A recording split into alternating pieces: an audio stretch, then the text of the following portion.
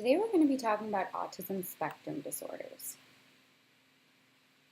Autism spectrum disorder is a developmental condition that can cause significant social, behavioral, and communication difficulties for those afflicted.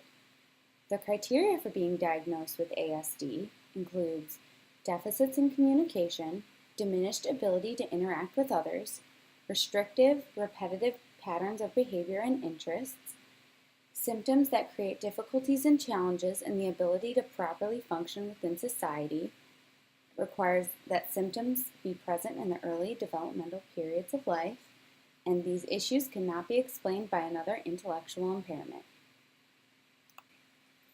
Autism is now classified as a spectrum disorder and covers a range of functionality from low to high functioning. All levels of severity are included within this definition. ASD is an umbrella term and includes related disorders that were once classified separately, such as Asperger's syndrome, pervasive development disorder, and autistic disorder. Causation. There is no known cause for autism spectrum disorder. There are, however, several contributing factors that have been suggested to influence the risk of developing ASD.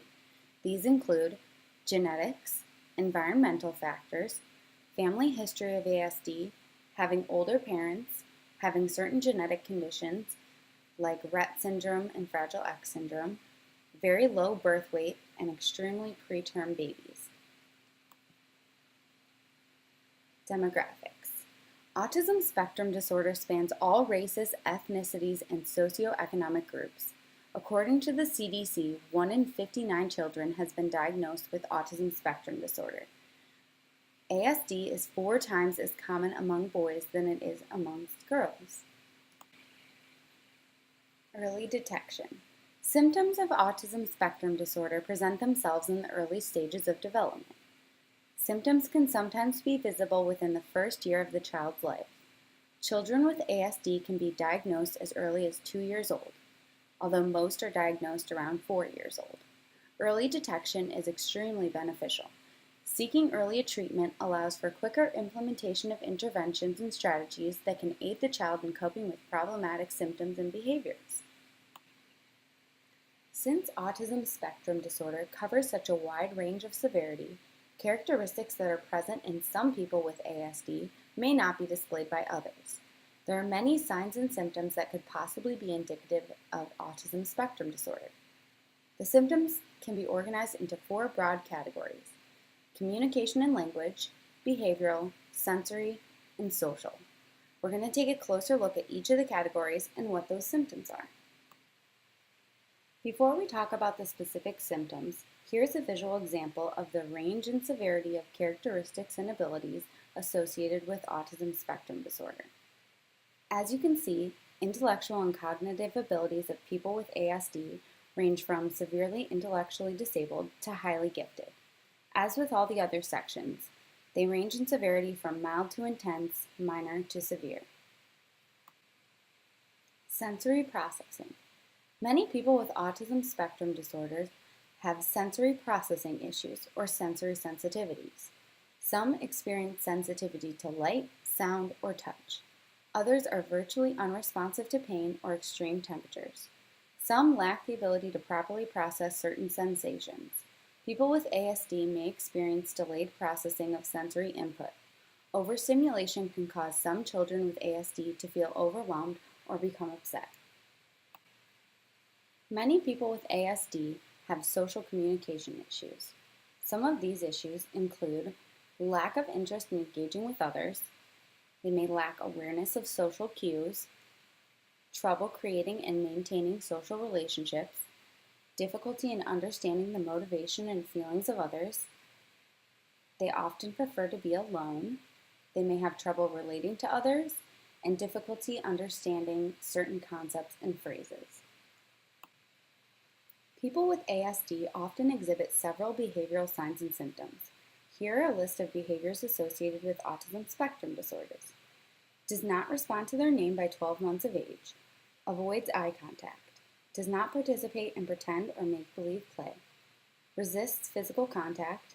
Unusual facial expressions, movements, and gestures. Lack of facial expressions. possesses highly specified interests, repetitive movements, repeated actions, a strong need or desire to maintain a routine, unusual tone of voice, trouble expressing their emotions in traditional ways, failure to respond to verbal direction, difficulty recognizing nonverbal cues, performs activities that can be self-harmful, preferring things to be in a certain order, and having highly specific preferences. People with ASD often can have language difficulties, including difficulty in communicating both with others and communicating to express their own desires and feelings, lack of speech, delayed development of speech, echolalia, which is another word for repeating words or phrases, and regression of learned language, such as no longer being able to use words they once knew. Here we have a brief description of the academic implications and difficulties associated with ASD. Not all children afflicted with ASD require special education services, but many do.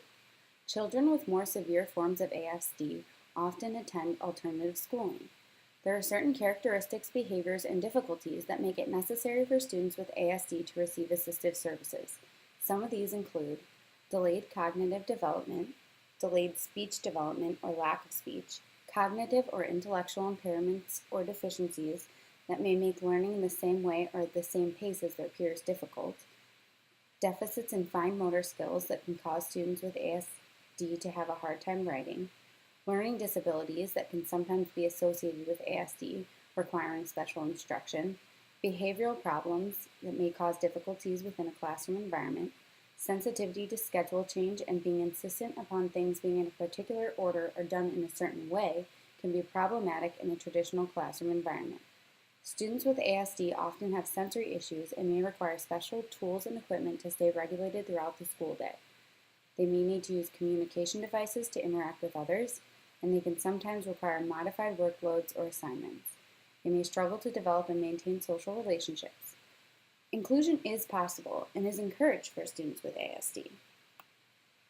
Although there is no cure or specific treatment for ASD, there are several types of therapies and interventions that have been shown to be beneficial in the treatment of autism spectrum disorders.